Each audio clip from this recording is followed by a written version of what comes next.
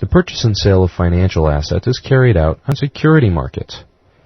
There are many levels through which the securities pass from the moment of their issuance up to the moment of active trading operations on them. The first is the primary market. This market is designed for the initial placement of new securities. The next is secondary market. This market is designed for the sale and purchase of previously released securities. The beginning investor is most familiar with the secondary market, as it comprises exchanges such as the New York Stock Exchange. The third is the third market. This market deals with securities which were registered on the exchange but are traded outside the exchange. And the fourth market. This market consists of the electronic trading systems where large volumes of securities are traded directly between institutional investors. The most well-known trading systems within the fourth market are Instinet, POSIT, and the Crossing Network.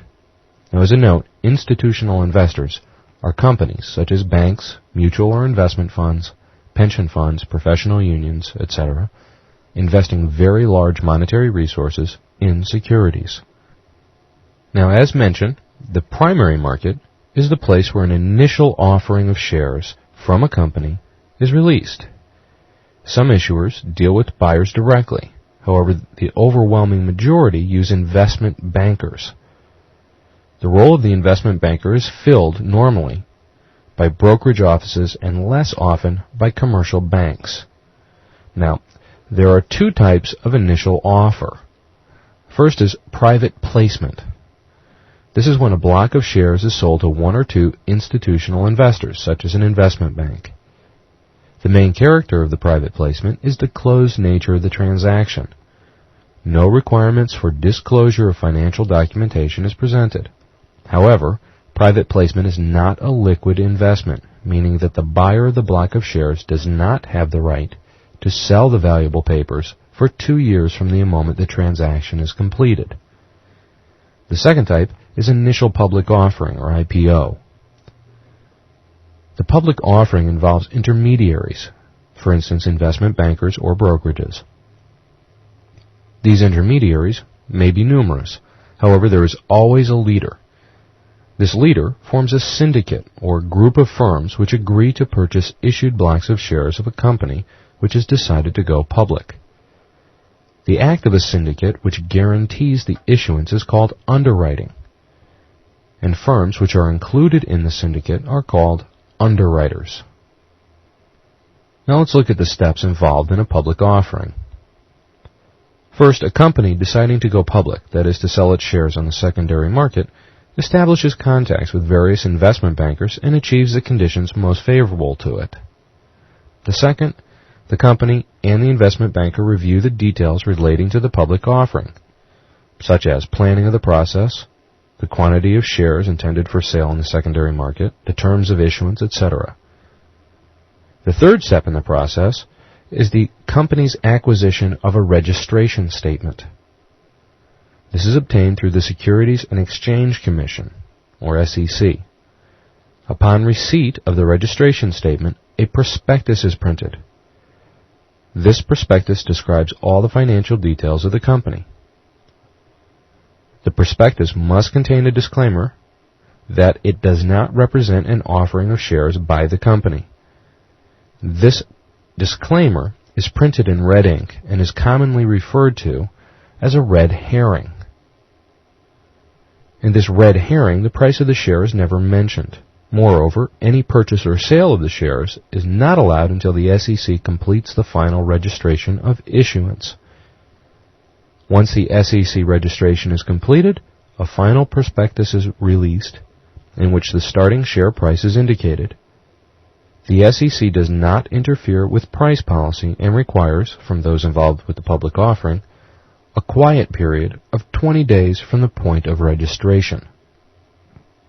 In the final step, the shares are brought to the secondary market. The secondary market is designed to provide the greatest possible liquidity for securities and also to provide for the regulation of their trade. The secondary market allows for trading of securities either at the exchanges or over-the-counter, OTC. Now, a stock exchange is the place where securities are traded in the secondary market under strict and precise rules. Let's begin our overview of stock exchanges with one of the most famous, the New York Stock Exchange. The New York Stock Exchange is a partnership which includes more than 1,300 members. Each member of the New York Stock Exchange has what is called a seat on the exchange.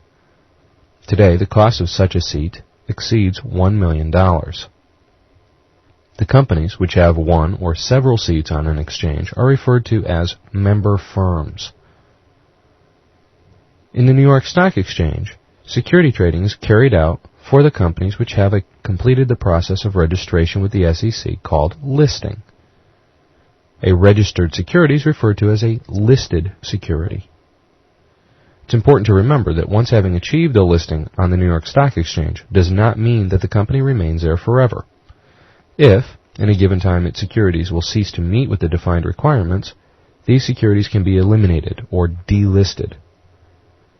On the New York Stock Exchange, trading of foreign as well as domestic securities are carried out. As a rule, the securities of foreign companies are not traded directly, but in the form of American Depository Receipts, or ADRs. Now, ADRs are certificates released by American banks confirming the stock holding of foreign companies. A bank which has released ADRs guarantees to the investor payment of the dividends and also timely distribution of the financial reports. If all these services are covered at the expense of the foreign company, the ADR is referred to as being sponsored. If the expenditures of the bank are covered by the investor, the ADR is considered unsponsored. Now let's take a look at the requirements of initial listing on the New York Stock Exchange. The breakdown is as follows. Pre-tax income of the last year for a U.S. company must be $2.5 million. For a foreign company, $25 million. 2. The total pre-tax income for the last 3 years for the U.S. company must be $6.5 million, and for a foreign company, $100 million. The number of shares for a U.S. company needs to be 1.1 million, and for a foreign company, 2.5 million. The market value of the shares for a U.S. company must be 18 million, and for a foreign company, 100 million. And the fifth point, number of shareholders. For a U.S. company, 2,000, not less than 100 shares for each, and for a foreign company, 5,000, not less than 100 shares for each. Now let's take a look at the requirements of delisting on the New York Stock Exchange. 1. The number of the shareholders becomes less than 1,200 persons. 2. Number of the shares owned by individual shareholders is less than 600,000. And 3. The market value of the shares falls below 5 million. Today, there are more than 2,800 companies listed on the New York Stock Exchange, with the number of shares totaling approximately 170 billion. Capitalization, or the value of all shares, on the New York Stock Exchange totals more than $6.8 trillion, which is approximately 90% of the gross national product of the U.S. On the New York Stock Exchange, more than 250 foreign companies are also represented. Now let's take a look at the member firms on the New York Stock Exchange. There are 4 types of member firms. First are commission brokers. They fill the purchase or sale orders of clients on securities. The second are floor brokers. They help the commission brokers during times of increased activity in a trading session.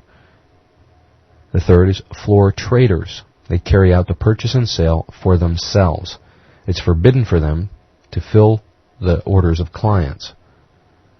And the fourth, specialists, who have 2 tasks. Firstly, they regulate the supply and demand and monitor the activity in a trading session to assure that it is fair and orderly. For this purpose, they are allowed to purchase and sell securities for their own accounts. And secondly, the specialists monitor orders whose prices don't coincide with the market. These orders are called limit and stop orders. and we'll discuss them later. Now for the operations in the New York Stock Exchange. The trading session starts at 9:30 a.m. Eastern Time and is completed at 4 p.m. Following this main trading session, there are two others. These are conducted via computer systems and are called crossing sessions. Crossing session 1 starts at 4:15 p.m. and runs until 5 p.m. All trading is conducted at the prices posted at the closing of the main session. Crossing session 2 begins at 4 p.m. and ends at 5:15 p.m. Here trading is carried out in large volumes, which are called baskets. The value of the basket should not be less than $15 million. Now, the very large and very small orders, as a rule, are not supplied to specialists through the brokers, but rather with the help of a computer system called the Super Designated Order Turnaround, or SuperDot. With the present volume traded on the New York Stock Exchange, on the average about 400 million shares per day, the brokers would not be able to conduct business without the SuperDot.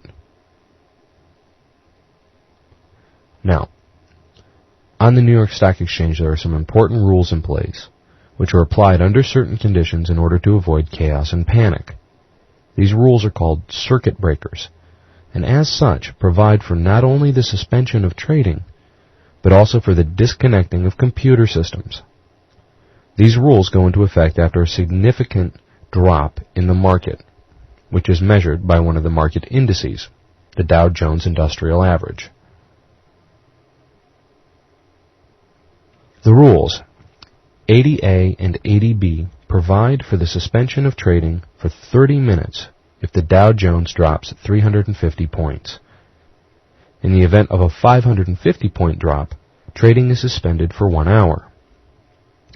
But in December 1997, two changes to these rules were implemented. The first, the 350-point suspension is not implemented after 3 p.m.